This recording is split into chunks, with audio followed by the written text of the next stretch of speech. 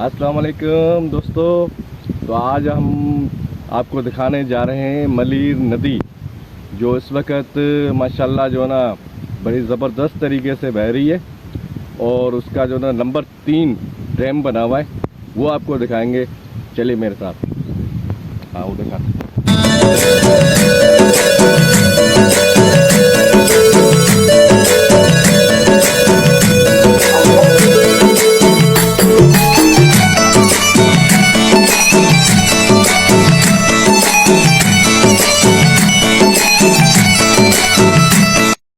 जी दोस्तों, तो हम मलीर नदी के अंदर पहुंच चुके हैं।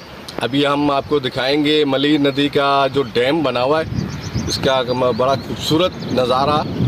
मैं अपने कैमरामैन को बोलूँगा कि दिखाएं ज़रा इसका खूबसूरत नज़ारा।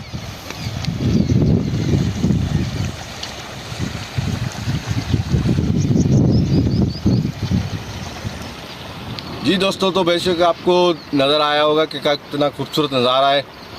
और जो ना आपसे यह की रिक्वेस्ट मैं करूँगा कि मेरे चैनल को सब्सक्राइब करें।